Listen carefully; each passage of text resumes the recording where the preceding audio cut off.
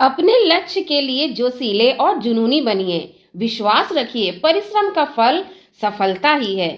क्योंकि जो रातों को कोशिशों में गवा देते हैं, अक्सर वही अपने सपनों की चिंगारी को हवा देते हैं। जय हिंद डियर स्टूडेंट, स्वागत है आप सबका हमारे यूट्यूब चैनल विशाल इन्फो हब पे। आप सभी अपने लक्ष्य को पाने के लिए परिश्रम करिए। फल आपको एक दिन जरूर मिलेगा और आपकी सफलता की मंजिल आपको एक दिन जरूर मिल जाएगी। आज की क्लास में हम प्रैक्टिस सेट 2 के पार्ट 2 के सभी क्वेश्चन आंसर्स को डिटेल एक्सप्लेनेशन के साथ सीखेंगे, समझेंगे। ये सभी question answer UPPSC health education officer exam के पीवाईक्यू बेस्ड हैं, जो आपके यूपीजी के और जीएस के हैं। इसके पहले की सभी क्लासेस की प्लेलिस्ट बना दी गई है। जिन लोगों ने नहीं देखा है वो लोग सभी क्लासेस जरूर देखें। हर एक क्लास आपके स्वास्थ्य शिक्षा अधिकारी परीक्षा 2026 के लिए महत्वपूर्ण है। डेली सुबह 11 बजे से ये क्लास शुरू हो जाती है। मेरे द्वारा इस क्लास में आपको health education officer exam oriented सभी विषयों के प्रैक्टिस सेट कराई जाती है, वो भी बिल्कुल फ्री में। सभी लोग को इस बेहतरीन प्रैक्टिस सेट क्लास का लाभ लेना चाहिए। तो जिन लोगों ने सब्सक्राइब नहीं किया है चैनल को जल्दी से सब्सक्राइब कर लीजिए। सरस्वती माता जी के आशीर्वाद के साथ आज की ये क्लास स्टार्ट करते हैं। क्वेश्चन आपके स्क्रीन पे आ चुका है। इसके पहले हम लोगों ने 1 से लेकर 25 क्वेश्चंस को कल की क्लास में हमने किया था। आज हम 26 क्वेश्चन से लेकर 50 तक के क्वेश्चन करने वाले हैं। सभी क्वेश्चन बहुत ही प्यारे, बहुत ही इंपॉर्टेंट हैं, तो बहुत ध्यान से पूरे फोकस के साथ इस क्लास को आप अटेंड करिए और सारे पॉइंट्स जो मैं आपको बताऊंगी वो सब सीखते हुए आगे बढ़िए। Rani Lakshmibai Central Agriculture University Jhansi in Uttar Pradesh was established by an act of parliament in the year. आपको बताना है कि उत्तर प्रदेश में रानी लक्ष्मीबाई केंद्रीय कृषि विश्वविद्यालय झांसी की स्थापना संसद के अधिनियम के द्वारा किस वर्ष हुई थी। उस अधिनियम का ईयर आपको बताना है। क्या 2010 में हुआ था, क्या 2014 में हुआ था, क्या 2018 में हुआ था, क्या 2010 में हुआ था। याद रखिए फ्रेंड्स, अधिनियम आपको बताना है कि संसद के अधिनियम द्वारा किस वर्ष में हुई थी। तो उत्तर प्रदेश में रानी लक्ष्मीबाई केंद्रीय कृषि विश्वविद्यालय की स्थापना संसद अधिनियम 2014 के तहत की गई थी। ठीक है, B is the right answer. कब की गई थी, तो 2014 भी हमारा राइट आंसर हो जाएगा। इसी के साथ इसकी एक्सप्लेनेशन को हम अच्छे से समझ लेते हैं। इसकी स्थापना विश्वविद्यालय वर्ष 2014 में रानी लक्ष्मीबाई केंद्रीय विश्वविद्यालय के तहत अधिनियम के तहत की गई थी।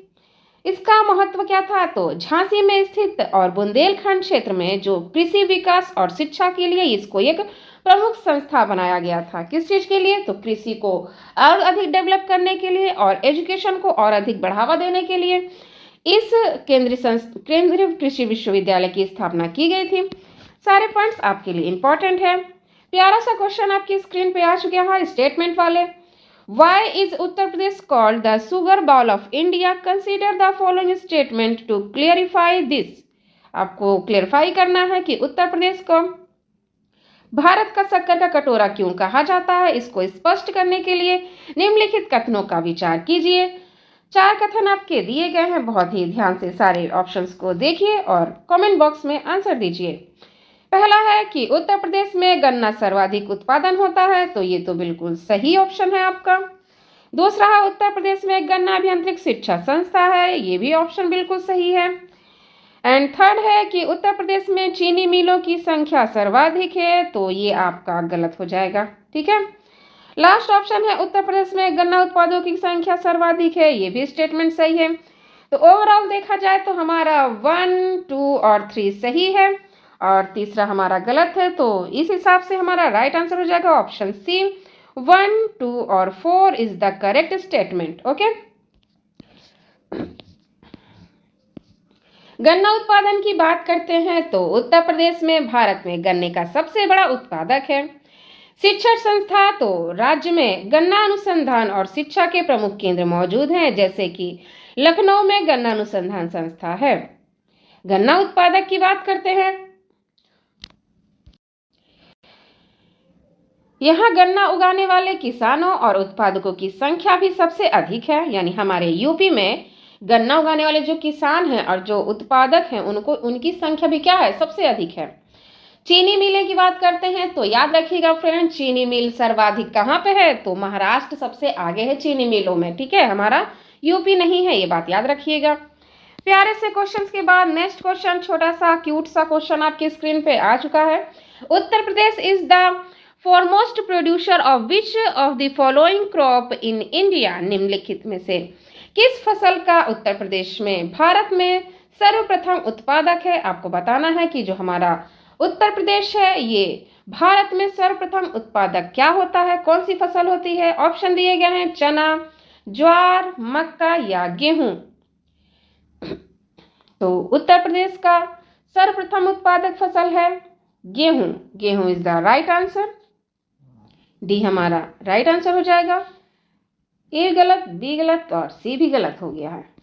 D is the right answer. गेहूं उत्पादन की बात करते हैं तो उत्तर प्रदेश में भारत गेहूं के उत्पादन में प्रथम स्थान पर है। अन्य फसल उत्तर प्रदेश के जैसे गन्ना, आलू उत्पादन में भी देश हमारा पहले स्थान पर आता है। Which of the following option mention the name of important cereal crop of Uttar Pradesh, निम्नलिखित में से कौन सा विकल्प उत्तर प्रदेश के महत्वपूर्ण अनाज फसलों के नाम का उल्लेख करता है। ऑप्शन दिए गए हैं आपके चावल, गेहूं, जमीन, अखरोट, जौ और मक्का। गेहूं, बाजरा, जौ और मक्का। चावल, गेहूं, बाजरा, जौ और ज्वार, या लास्ट ऑप्शन है चावल, गेहूं, बाजरा और मक्का। तो उत्तर प्रदेश की महत्वपूर्ण अनाज में फसलों के नाम आपके बताने हैं। The right answer is option B, चावल, गेहूं, बाजरा, जौ और मक्का इज द राइट आंसर। हमारे उत्तर प्रदेश के महत्वपूर्ण अनाज फसल हैं, ये बात याद रखिएगा। उत्तर प्रदेश के प्रमुख अनाज हैं हमारे चावल, गेहूं, बाजरा, जौ और मक्का। इनका महत्वपूर्ण स्थान है क्योंकि उत्तर प्रदेश के विभिन्न प्रकार के जलवायु क्षेत्र के कारण इन सभी अनाजों के उत्पादन के लिए ये अनुकूल है। नेक्स्ट क्वेश्चन आपकी स्क्रीन पे आ चुका है। In which district of Uttar Pradesh are cigarette manufacture, Uttar Pradesh के किन जिलों में सिगरेट बनाई जाती है। ऑप्शन दिए गए हैं मेरठ और मथुरा, सहारनपुर और गाजियाबाद, आगरा और कानपुर, मुरादाबाद और अलीगढ़। तो ध्यान दीजिएगा फ्रेंड, मेरठ और मथुरा यहाँ पे गलत दिया हुआ है, आगरा और कानपुर भी गलत है, मुरादाबाद और अलीगढ़ भी गलत है। राइट आंसर हो जाएगा हमारा सहारनपुर और गाजियाबाद। यानी सहारनपुर और गाजियाबाद में उत्तर प्रदेश का सिगरेट मैन्युफैक्चर है। आप ध्यान रखिएगा। सिगरेट उद्योग की बात करते हैं तो उत्तर प्रदेश में सिगरेट निर्माण के मुख्य केंद्र सहारनपुर और गाजियाबाद जिला है। ये जिला विशेष रूप से लकड़ी के काम और सिगरेट उद्योग के लिए प्रसिद्ध है। सारे पॉइंट्स आप सभी के लिए मोस्ट इंपॉर्टेंट हैं, तो इन्हें नोट डाउन करते हुए आगे बढ़ते हैं। नेक्स्ट क्वेश्चन आपकी स्क्रीन पे आ चुका है। Question number 31, recently in which city of Uttar Pradesh has PepsiCo open its greenfield food plant. हाल ही में निम्नलिखित में से उत्तर प्रदेश के किस शहर में पेप्सिको ने अपना ग्रीनफील्ड फूड प्लांट खोला है। आपके ऑप्शन है अमेठी, मिर्जापुर, मथुरा या मेरठ। तो किस शहर में पेप्सिको ने अपना ग्रीनफील्ड फूड प्लांट ओपन किया है। The right answer is Mathura. C is the right answer. PepsiCo ने उत्तर प्रदेश के मथुरा जिले में कोसी कला ने अपना अत्याधुनिक ग्रीनफील्ड फूड प्लांट स्थापित किया है। यह प्लांट राज्य में औद्योगिक निवेश को बढ़ावा देने के लिए एक महत्वपूर्ण कदम है। तो किस जगह है, ये सारे पॉइंट्स याद रखिएगा। नेक्स्ट क्वेश्चन छोटा सा आपकी स्क्रीन पे आ गया है जल्द। Where was the news print project establish in September 1989। सितंबर 1989 में न्यूज प्रिंट प्रोजेक्ट की स्थापना कहाँ हुई थी। ऑप्शन है आपके वाराणसी में, मुरादाबाद में, लखनऊ में या प्रयागराज में। तो आपको बताना है कि सितंबर 1989 में न्यूज प्रिंट प्रोजेक्ट की स्थापना किस जगह हुई। The right answer is Moradabad में। कहाँ पे हुई, मुरादाबाद में। B is the right answer. News print project की बात करते हैं तो 1989 में मुरादाबाद ने इस प्रोजेक्ट की शुरुआत की थी। कागज उद्योग की बात करते हैं तो उत्तर प्रदेश के पश्चिमी भाग में कागज और उससे जुड़ी उद्योगों को काफी विकास हुआ है। ये सारे पॉइंट्स भी नोट डाउन करते हुए आगे बढ़ते हैं हम। नेक्स्ट क्वेश्चन आपकी स्क्रीन पे आ चुका है। Question number 33। To invest of rapid industrialisation and create employment opportunity the UP government will establish the states first data centre. तीव्र औद्योगिकीकरण हेतु निवेश करने तथा रोजगार के अवसरों को सृजन करने के लिए उत्तर प्रदेश राज्य सरकार अपना आंकड़ा केंद्र स्थापित करेगी। आपको बताना है कि किस जगह डेटा सेंटर स्थापित करेगी। ऑप्शन दिए गए हैं गौतम बुद्ध नगर, ग्रेटर नोएडा, गाजियाबाद या गाजीपुर।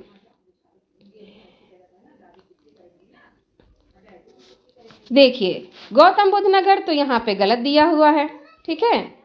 बात करते हैं गाजियाबाद की तो ये भी गलत है, गाजीपुर भी गलत है। The right answer is greater Noida, यानी ग्रेटर नोएडा में हमारा क्या है, तीव्र औद्योगिकरण हेतु निवेश करने तथा रोजगार के अवसर को सृजन करने के लिए उत्तर प्रदेश सरकार ने राज्य का पहला डेटा सेंटर स्थापित किया है।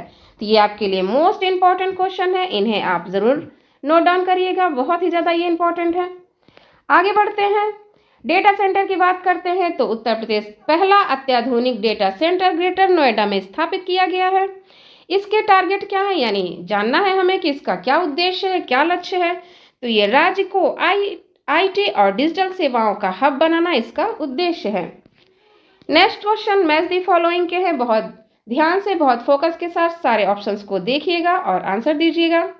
एक तरफ आपके इंडस्ट्रियल इंस्टीट्यूट दिए गए हैं, दूसरी तरफ आपके सिटी का नाम दिया गया है, आपको मैच कराने हैं। ऑप्शन दिए गए हैं, आप ध्यान से पढ़िए और मैच कराइए। Indian telephone industry, transform factory या आर्टिफिशियल लिम्स मैन्युफैक्चरिंग क्रॉप, और लास्ट है आपका फर्टिलाइजर प्लांट। और आपके सिटी दिए गए हैं कानपुर, रायबरेली, झांसी और Phulpur. Question number 34 match the following, जल्दी जल्दी मैच कराइए। देखिए इंडियन टेलीफोन इंडस्ट्री ये है आपका रायबरेली में, किस जगह पे है, तो ए का हो जाएगा 2 रायबरेली। बात करते हैं ट्रांसफॉर्म फैक्ट्री तो ये हो जाएगा झांसी में, किस जगह, झांसी में, बी का 3। बात करते हैं कृत्रिम अंग निर्माण निगम तो ये हो जाएगा आपका कानपुर में, यानी सी का ए। लास्ट बचता है हमारा उर्वरक कारखाना तो ये है फूलपुर में, किस जगह पे है, फूलपुर, यानी 4 का 4। इस तरीके से मैच कराने पे आपका राइट आंसर हो जाएगा option C. C is the right answer. A का 2, बी का 3, सी का 1 और डी का 4। इस प्यारे से क्वेश्चंस बहुत ज़्यादा इंपॉर्टेंट है। IIT Indian telephone industry Raebareli में स्थित है, किस जगह है, तो रायबरेली में है। कृत्रिम अंग निर्माण निगम कानपुर में है और उर्वरक कारखाना प्रयागराज के फूलपुर में है। ट्रांसफॉर्म फैक्ट्री झांसी में स्थित है। सारे पॉइंट्स आपके लिए मोस्ट इंपॉर्टेंट है, इन्हें नोट डाउन करते हुए आगे बढ़ते हैं। प्यारा सा क्वेश्चन आपकी स्क्रीन पे आ चुका है। Synthetic rubber factory in Uttar Pradesh is located at, Uttar Pradesh में कृत्रिम रबर का कारखाना अवस्थित है, किस जगह अवस्थित है। आपको बताना है कि हमारे उत्तर प्रदेश में कृत्रिम रबर कारखाना किस जगह है, क्या वो उन्नाव में है, मुरादाबाद में है, गाजियाबाद में है या रायबरेली में है। तो उत्तर प्रदेश में कृत्रिम रबर कारखाना को अवस्थित किया गया है, यानी रायबरेली में, किस जगह पे, रायबरेली। उन्नाव आपका गलत है, मुरादाबाद भी गलत है और गाजियाबाद भी, किस जगह, तो रायबरेली में। रबर कारखाना उत्तर प्रदेश सिंथेटिक रबर बनाने की प्रमुख फैक्ट्री रायबरेली के फतेहगंज में स्थित है। तो ये भी याद रखिएगा कि किस जगह पे है, तो रायबरेली के फतेहगंज में स्थित है। नेक्स्ट क्वेश्चन फिर आ गया है मैच द फॉलोइंग वाला, तो बहुत फोकस के साथ आप मैच कराइए, बहुत ही इजी सा क्वेश्चन है। फर्स्ट लिस्ट में आपके दिए गए हैं आइटम और सेकंड लिस्ट में दिए गए हैं सिटी नेम। तो कौन से सिटी का कौन सा आइटम है आपको मैच कराने हैं, ब्लैक पॉटरी और चीनी वेयर पॉटरी या ब्रास हैंडीक्राफ्ट, ग्लास हैंडीक्राफ्ट, आपको मैच कराना है। सिटी में दिए गए हैं आपके मुरादाबाद, खुर्जा, फिरोजाबाद, निजामाबाद, तो काली मिट्टी की बर्तन, चीनी मिट्टी के बर्तन, पीतल शिल्पकृति या सीसा शिल्पकृति। चलिए मैच कराते हैं। तो ब्लैक पॉटरी की बात करते हैं। तो ब्लैक पॉटरी आपका हो जाएगा निजामाबाद की जगह पे, निजामाबाद में, ठीक है। ए का 4 हो जाएगा। इसके साथ देखते हैं हम चीनी मिट्टी के बर्तन। तो बी का 2 यानी खुर्ज हो जाएगा। पीतल शिल्पकृति मुरादाबाद, जिसे पीतल नगरी भी कहते हैं, ये भी याद रखिएगा। सीसा शिल्पकृति तो ये हो जाएगा फिरोजाबाद में। इस तरीके से देखा जाए तो ए का 4, बी का 2, सी का 1 और डी का 3 यानी B is the right answer.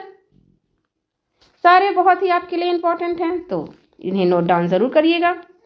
Nizamabad में काली मिट्टी के बर्तनों के लिए प्रसिद्ध है, खुर्जा चीनी मिट्टी के बर्तन के लिए प्रसिद्ध है और मुरादाबाद पीतल के नाम के लिए प्रसिद्ध है।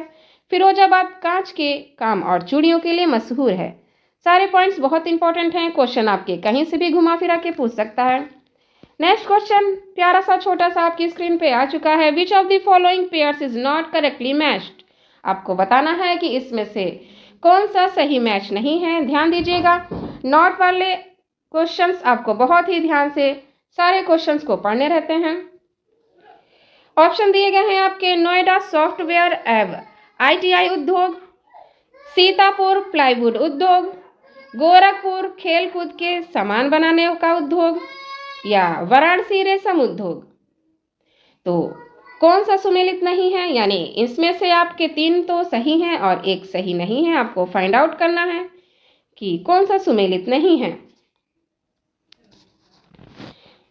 देखिए, नोएडा सॉफ्टवेयर एवं IT उद्योग के लिए है तो ये तो बिल्कुल सही दिया गया है। सीतापुर प्लाईवुड उद्योग के लिए है, ये भी सही है।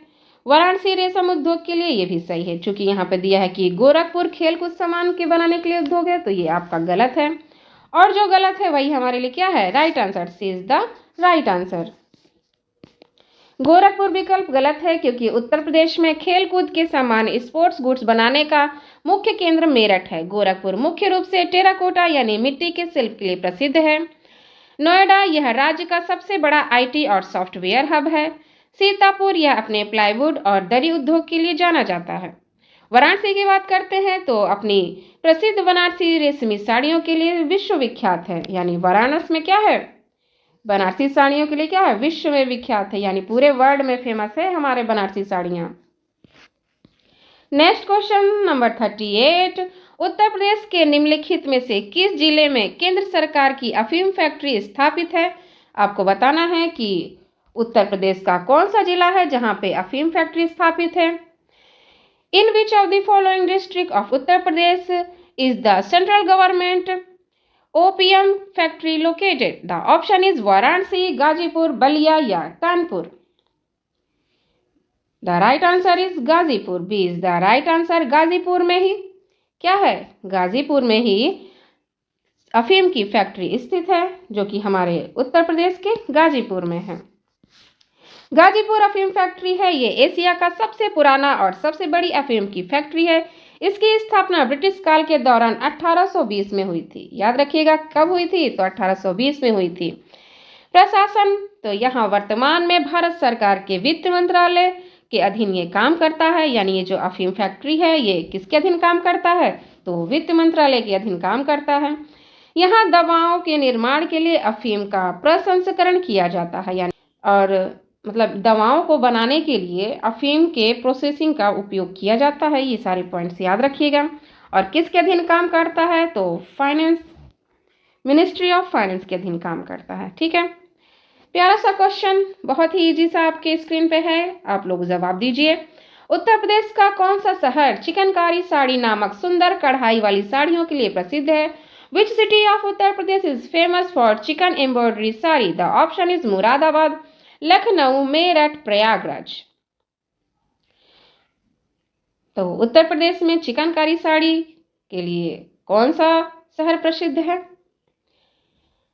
The right answer is Lucknow. ठीक है, लखनऊ में सुंदर कढ़ाई वाली साड़ियाँ और सूट मिलती हैं, जिसे क्या कहा जाता है? चिकनकारी साड़ियाँ कहा जाता है। ठीक है, chicken embroidery. B is the right answer. Lucknow की चिकनकारी यानी चिकन लखनऊ की पारंपरिक हस्तशिल्प कला है। इसमें सफेद सूती धागे से बहुत बारीकी एम्ब्रॉयडरी की जाती है। इसके इतिहास की बात किया जाए तो इस कला को मुगल काल के दौरान नूरजहां ने काफी संरक्षण किया था, यानी मुगल काल के दौरान ही नूरजहां जी ने इसे काफी संरक्षण किया था। जीआई टैग की बात करते हैं तो चिकनकारी को भौगोलिक जीआई टैग प्राप्त है, जो इसकी मौलिकता को प्रमाणित करता है, यानी चिकनकारी को जीआई टैग मिला हुआ है, जो कि हमारे लखनऊ का बहुत ही फेमस एम्ब्रॉयडरी है, चिकन एम्ब्रॉयडरी। सारे पॉइंट्स को आप ध्यान से सुनते हुए समझते हुए चलिए, सब कुछ आपको इसी क्लास में, एक ही क्लास में आपको याद होता चलेगा, दोबारा आपको याद करने की जरूरत ही नहीं है। नेक्स्ट क्वेश्चन आपकी स्क्रीन पे प्यारा सा आ चुका है। उत्तर प्रदेश में पाए जाने वाले मुख्य पदार्थ कौन सा है? What is the main substance found in Uttar Pradesh? The option is crop and graphite, limestone and dolomite, rock phosphate and dolomite, rock phosphate and graphite. So what is the main substance found in Uttar Pradesh? The right answer is limestone and dolomite, यानी चूने का पत्थर और dolomite क्या है? वो हमारे उत्तर प्रदेश में पाए जाने वाले प्रमुख पदार्थ हैं। चूना पत्थर यह उत्तर प्रदेश के मिर्जापुर और सोनभद्र जिले के कजारट और रोहतास क्षेत्रों में प्रचुर मात्रा में मिलता है। यह सीमेंट उद्योग का प्रमुख कच्चा माल है। डोलोमाइट की बात करते हैं तो मुख्य रूप से सोनभद्र और बांदा जिलों में पाया जाता है। इसका उपयोग लोहा और इस्पात के उद्योग में किया जाता है। खनिज क्षेत्र ये उत्तर प्रदेश के दक्षिणी भाग यानी पठारी क्षेत्र के खनिज मामलों में समृद्ध है, सबसे ज्यादा समृद्ध है, ये बात याद रखिएगा। नेक्स्ट क्वेश्चन पे जाने से पहले आप सभी के लिए एक प्यारी सी लाइन है, जो आपके हेल्थ एजुकेशन ऑफिसर्स एग्जाम को सफलता पाने के लिए आपको मोटिवेट करेगा और आपकी पढ़ाई में एक एनर्जी बूस्टर का काम करेगा।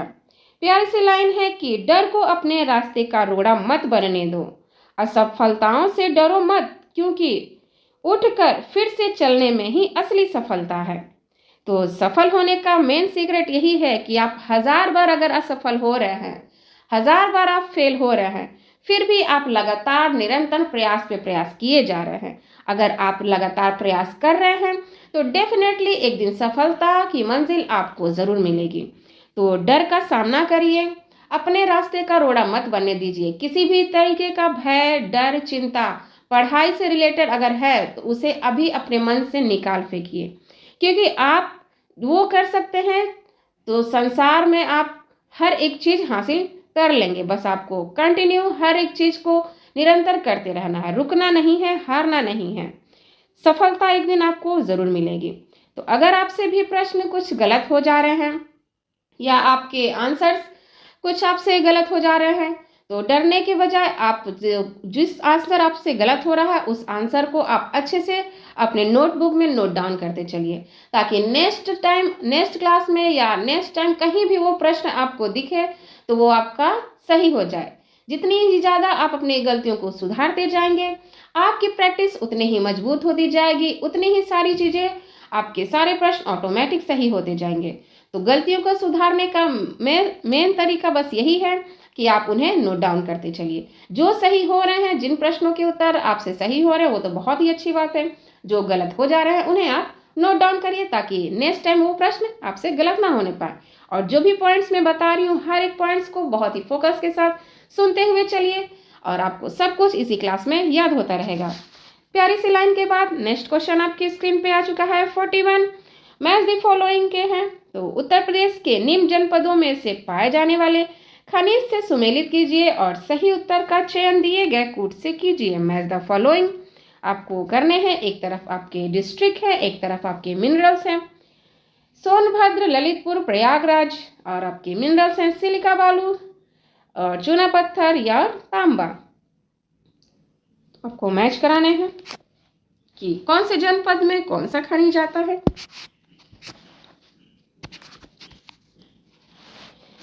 देखिए, सोनभद्र तो ये हो जाएगा आपका चूना पत्थर, ठीक है, सोनभद्र चूना पत्थर, ललितपुर तांबा और प्रयागराज सिलिका बालू। इस तरीके से देखा जाए तो ए का 2, बी का 3 और सी का 1 हमारा राइट आंसर हो जाएगा। C is the right answer. C is the right answer. Sonbhadra चूना पत्थर के लिए प्रसिद्ध है, जिसमें सीमेंट प्लांट जैसे चुर्क और डाला चलते हैं। ललितपुर यह तांबा यानी कॉपर के अलावा रॉक फॉस्फेट और यूरेनियम के भंडार के लिए भी जाना जाता है। प्रयागराज यहाँ सिलिका बालू यानी ग्लास सैंड देश भर में प्रसिद्ध है, जो मुख्य रूप से नैनी और शंकरगढ़ क्षेत्रों में मिलती है। तो सारे पॉइंट्स आपके लिए बहुत ज़्यादा इंपॉर्टेंट हैं। Next question, Uttar Pradesh motor वाहन कराधान अधिनियम 1997 के अंतर्गत किस प्रकार के वाहनों को कराधान से छूट प्राप्त है, आपको बताना है। What types of vehicles are exempt from taxation under the Uttar Pradesh motor vehicles taxation act 1997? केवल यात्री कारें या एम्बुलेंस और फायर इंजन या सभी निजी वाहन या केवल मोटरसाइकिल? आपको राइट आंसर एम्बुलेंस और फायर इंजन, ठीक है। हमारे उत्तर प्रदेश के मोटर वाहन कराधान अधिनियम के तहत एम्बुलेंस और फायर इंजन को क्या किया गया है, कराधान से छूट प्राप्त है इन्हें, ठीक है। इस पे मतलब कोई टैक्स नहीं लगता है।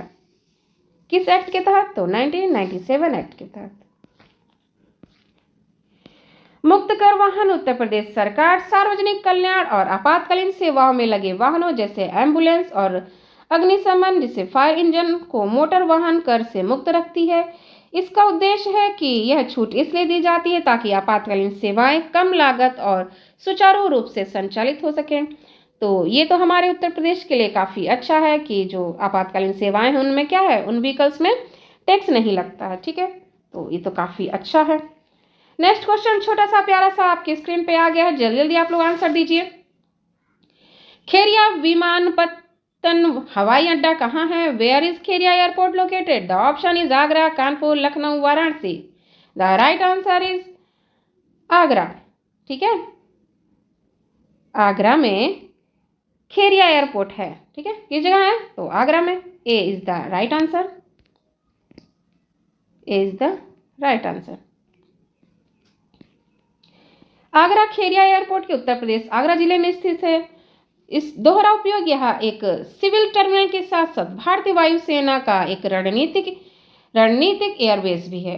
पर्यटन या ताजमहल अन्य पर्यटन स्थलों के कारण यह महत्वपूर्ण हवाई अड्डा है, ठीक है। पर्यटन स्थल के कारण ये क्या है, एक महत्वपूर्ण हवाई अड्डा है।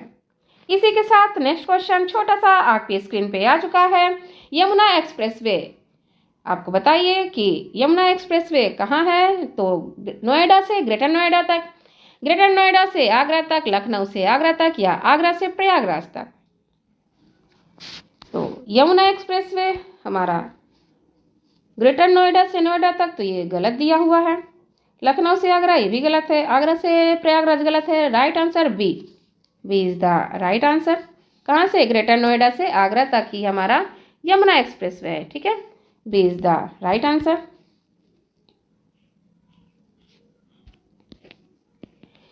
यमुना एक्सप्रेसवे पूर्व में ताज एक्सप्रेसवे ग्रेटर नोएडा को आगरा से जोड़ता है।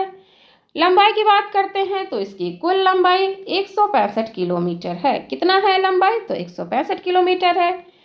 इसकी इंपॉर्टेंस क्या है? तो ये एक्सप्रेसवे दिल्ली एनसीआर और आगरा के बीच यात्रा के समय को काफ़ी कम करता है और गौतम बुद्ध नगर जैसे अलीगढ़, मथुरा और हाथरस जिलों से होकर गुजरता है। Next question, question number 45 fillings the blank के हैं, जो कि बहुत इंपॉर्टेंट है। माना जाता है कि उत्तर प्रदेश के मध्य में स्थित है स्पेस मैं अपनी माँ को उपदेश देने के बाद गौतम बुद्ध ब्रह्म और देवराज इंद्र के साथ अवर्तित हुए थे। आपको बताना है कि यहाँ पे क्या फील होगा।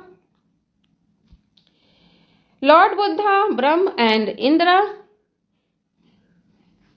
descended in space located in the middle of UP after perching to his mother. Option दिए गए हैं सकिंसा, श्रावस्ती, कौसंबी या Sarnath. The right answer is Sankisa. Sankisa इसका राइट आंसर हो जाएगा। ए राइट हो जाएगा। सेकेंड सा फर्रुखाबाद बौद्ध मंदिर मान्यताओं के अनुसार भगवान बुद्ध अपनी माँ माया देवी को स्वर्ग में उपदेश देने के बाद वापस पृथ्वी पर सकिंसा में उतरे थे। इसके धार्मिक महत्व की बात करते हैं तो गौतम बुद्ध तीर्थयात्रियों के लिए एक अत्यंत पवित्र स्थल है। इसकी क्या विशेषता है तो यह बुद्ध के स्वागत के लिए ब्रह्मा और इंद्र भी उनके साथ अवतरित हुए थे। तो ये पॉइंट्स आपके लिए बहुत ज़्यादा इंपॉर्टेंट है, आपके लिए कुछ नया भी है ये। इसी के साथ नेक्स्ट क्वेश्चन, काकोरी षड्यंत्र केस में कौन संबंधित है? Who among the following is associated with the Kakori conspiracy case? बताना है आपको कि हमारे उत्तर प्रदेश के ऐसे कौन लोग थे जो काकोरी षड्यंत्र केस से संबंधित हैं। क्या वो अबुल कलाम आजाद जी थे? क्या वो शाहनवाज खान जी थे? क्या वो अबुल गफर खान जी थे? क्या वो अशफाक उल्लाह खान जी थे? काकोरी षड्यंत्र case the right answer is Ashfaq Ullah Khan ji से। ठीक है, इनका संबंध किससे है तो हमारे यूपी से संबंधित है और ये काकोरी षड्यंत्र केस से संबंधित है। Ashfaq Ullah Khan D is the right answer. Kakori कांड 9 अगस्त 1925 कब हुआ था तो डेट याद रखिएगा, 9 अगस्त 1925। इस दिन क्रांतिकारियों ने लखनऊ के पास काकोरी में ट्रेन से ले गए जा रहे सरकारी खजाने को लूटा था। इसमें क्रांतिकारी कौन कौन शामिल थे आइए जान लेते हैं। तो काकोरी कांड में अशफाक उल्लाह खां, राम प्रसाद बिस्मिल्ला, ठाकुर रोशन सिंह और राजेंद्र लाहड़िया भी शामिल थे। बहुत बार ये सारे नाम आपके क्रम में भी पूछ सकता है, तो इन सारे नाम को अच्छे से याद रखिएगा। ये लोग वो क्रांतिकारी हैं जो काकोरी षड्यंत्र में शामिल हुए थे। अशफाक उल्लाह खां इस केस के लिए 1927 में फैजाबाद जेल में फांसी दे दी गई थी। तो कब फांसी दी गई 1927 में, किस जेल में तो फैजाबाद के जेल में फांसी दे दी गई थी। इन लोगों का संबंध काकोरी षड्यंत्र केस से था। सारे पॉइंट्स बहुत इंपॉर्टेंट हैं। परमाहंस योगानंद का जन्म स्थान आपको बताना है। Name of the birth place of Paramanand Yogananda, the option is Kushinagar, Meerut, Jaunpur, Gorakhpur. The right answer is Gorakhpur.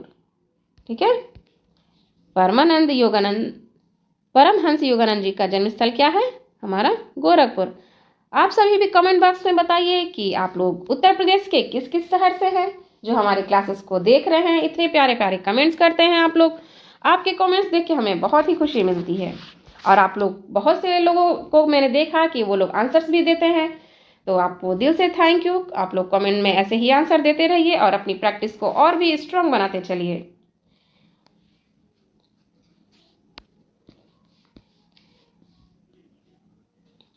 महान भारतीय योगी और गुरु परमहंस योगानंद का जन्म 5 जनवरी 1893 गोरखपुर में हुआ था। कब हुआ था तो 5 जनवरी 1893 में गोरखपुर में गुरु परमहंस योगानंद जी का जन्म हुआ था। एन ऑटोबायोग्राफी ऑफ अ योगी, यह उनकी विश्व प्रसिद्ध पुस्तक है जिसने पूरी दुनिया में क्रिया योग और भारतीय अध्यात्म का परिचय दिया। योग प्रसार की बात करते हैं तो परमहंस योगानंद ने अधिकांश जीवन अमेरिका में बिताया और वहां भारतीय संस्कृति और कला का प्रचार किया। तो ये सारे पॉइंट्स थे परमहंस योगानंद जी के बारे में। नेक्स्ट क्वेश्चन 48, 1924 में संयुक्त प्रांत यानी वर्तमान उत्तर प्रदेश के किस शहर में संपूर्ण भारत से क्रांतिकारियों की बैठक बुलाई गई थी? In which city of United Province UP was a meeting of revolutionary from all over Indian called is in 1924. The option is Bareilly, Lucknow, Meerut, Kanpur. तो किस शहर में संपूर्ण भारत की क्रांतिकारियों की बैठक बुलाई गई थी, उस शहर का नाम आपको बताना है। देखिए बरेली तो आपका गलत दिया गया है, लखनऊ भी गलत है, मेरठ भी गलत है। The right answer is Kanpur. Kanpur में ही क्या है भारत की क्रांतिकारियों की बैठक बुलाई गई थी हमारे उत्तर प्रदेश में के कानपुर में। अक्टूबर 1924 देश भर में क्रांतिकारियों की एक ऐतिहासिक बैठक कानपुर में हुई थी। HRA की स्थापना, इसकी बैठक में हिंदुस्तान रिपब्लिकन एसोसिएशन की गठन किया गया था। सदस्य की बात करते हैं जो चंद्रशेखर आजाद, शशि चंद्र नाथ सान्याल, राम प्रसाद बिस्मिल्ला और जोगेश चंद्र चटर्जी जैसे क्रांतिकारी भी इसमें शामिल हुए थे। तो इन सदस्यों का नाम भी आप याद रखिएगा, ये लोग भी इसमें शामिल हुए थे। Next question fillings the blank आ चुका है, बहुत ही प्यारा सा क्वेश्चन है। खाली स्थान बनारस घराने के प्रसिद्ध ठुमरी ठप्पा गायक गायिका थी। आपको बताना है कि space was a famous thumri ठप्पा सिंगर ऑफ द बनारस घराना। The option is Rasulan by, Thakur Prasad, Rashid Khan, Annapurna Devi. The right answer is Rasulan by was famous thumri ठप्पा गायक। ठीक है, जो रसूलन बाई थी ये क्या है, बनारस घराने की सबसे प्रसिद्ध ठुमरी ठप्पा गायक गायिका थी। A is the right answer. Rasoolan Bai ये बनारस घराने की एक महान भारतीय शास्त्रीय गायिका थी। ठुमरी और ठप्पा वे अपनी ठुमरी और ठप्पा गायकी के लिए प्रसिद्ध थे। बनारस घराना ये घराना ठुमरी और चैती जैसी गायन शैलियों के साथ साथ तबला वादक के लिए भी दुनिया भर में प्रसिद्ध है। क्वेश्चन नंबर 50 आज के प्रैक्टिस सेट का लास्ट, जो कि आपके यूपी जीके के मोस्ट 50 क्वेश्चन हमने 2 क्लासेस में कंप्लीट किए हैं। उत्तर प्रदेश के खालिस्तान नृत्य रूप से एक महिला नर्तक नृत्य करते समय अपने सिर पर रोशन यानी दीपकों के एक स्तंभ को संतुलित करती है। आपको बताना है कि हमारे यूपी का ऐसा कौन सा नृत्य है जहाँ पे जो डांस करने वाली महिला होती है वो क्या करती है, अपने सिर पे दीपक रखकर उसको एक दीपकों का एक क्या है, दीपक रहता है, जलता हुआ दीपक, ठीक है, का स्तंभों को संतुलित करके चलती है। ठीक है, the space dance form of Uttar Pradesh involves a female dancer balancing a column of light Deepak over her head. आपको बताना है कि किस डांस में ऐसा महिला करती हैं, जो डांस करने वाली होती हैं वो अपने सर पे दीपक रख के करती हैं। ऑप्शन दिए हैं रसिया, रामलीला, चारकुला या ब्रज रासलीला। रसिया तो आपका गलत है, रामलीला भी गलत है, ब्रज रसिया भी गलत है। The right answer is Charkula. Charkula नृत्य में महिला जो होती हैं डांस करने वाली वो अपने सिर पर रोशनी दीपकों की एक स्तंभ का संतुलित करते हुए नृत्य करती हैं। ये सारे पॉइंट्स याद रखिएगा, बहुत ही प्यारा सा क्वेश्चन था। चारकुला नृत्य उत्तर प्रदेश के ब्रज क्षेत्र मथुरा का एक पारंपरिक लोक नृत्य है। इसकी विशेषता यह है कि जो महिलाएं होती हैं वो अपने सिर पर बहुमंजिला लकड़ी का ढांचा चारकुला रखती हैं, जिसमें लगभग कुल 108 जलते हुए दीपक रखे जाते हैं। कितने दीपक? तो 108 दीपक। और वो जो चारकुला होता है, जो ढांचा होता है, उसी को हम लोग चारकुला कहते हैं। किसका बना होता है? लकड़ी का बना होता है। यह उत्सव मुख्य रूप से होली के बाद दूज के दिन या राधा रानी के जन्म के उपलक्ष्य में किया जाता है। तो बहुत ही प्यारा सा ये चारकुला नृत्य है जो हमारे उत्तर प्रदेश के ब्रज क्षेत्र मथुरा में होता है। ठीक है, और कितने दिए? तो 108 दिए जलते हैं। और कौन सा ढांचा होता है चारकुला का? तो ये याद रखिएगा, लकड़ी का होता है। तो ये थे हमारे यूपी जीके जीएस के मोस्ट 50 क्वेश्चन जो हमने आज के प्रैक्टिस सेट में किया है, जो कि बहुत ही प्यारे प्यारे और इम्पोर्टेंट सारे क्वेश्चंस थे। मुझे पूरा विश्वास है कि हर एक पॉइंट जो मैंने बताया है आपको अच्छे से समझ आया होगा और सब कुछ आप डेली इन सारे क्लासेस का रिवीजन करते रहिए। कमेंट बॉक्स में आपने आंसर ज़रूर टाइप करिए। हेल्थ एजुकेशन ऑफिसर की प्रैक्टिस सेट सभी क्लासेस का रिवीजन आप करते रहिए। हर एक लाइन, हर एक प्रश्न आपके लिए बहुत ही महत्वपूर्ण है। कल सुबह 11 बजे बेहतरीन प्रश्नों की क्लासेस लेकर मैं फिर आऊँगी। तो जिन लोगों ने चैनल को सब्सक्राइब नहीं किया है वो लोग चैनल को सब्सक्राइब करके बेल आइकन को प्रेस कर लीजिएगा। साथ ही हमारे टेलीग्राम चैनल जो कि हेल्थ एजुकेशन ऑफिसर स्टूडेंट के लिए स्पेशली बनाया गया है उसे भी ज्वाइन करिएगा। और आज की क्लास को लाइक करिए, अपने फ्रेंड सर्कल में शेयर करिए और अपने प्यारे प्यारे कमेंट्स जरूर करिएगा। आज की क्लास कैसी लगी ये भी आप अपने विचार, अपनी भावनाएं अपने कमेंट बॉक्स में ज़रूर टाइप करिएगा। हर एक कमेंट का जवाब हमारे ग्रुप द्वारा, हमारे टीम द्वारा दिया जाता है। मुझे बहुत ही खुशी होती है कि आप सब ने हेल्थ एजुकेशन ऑफिसर्स के सभी क्लासेस को इतना प्यार, इतना सपोर्ट दिया है और हमें बहुत ज़्यादा खुशी हो रही है कि बहुत जल्दी हम आप सभी के लिए और भी अच्छे अच्छे प्रश्नों की श्रृंखला इसी तरह लगातार आपके एग्जाम तक लाते रहेंगे। तो आप सभी के प्यार और सपोर्ट के लिए, प्यारे प्यारे कमेंट्स के लिए दिल से थैंक यू। प्रतिदिन हर एक दिन आप डेली इस क्लास को अटेंड करिए।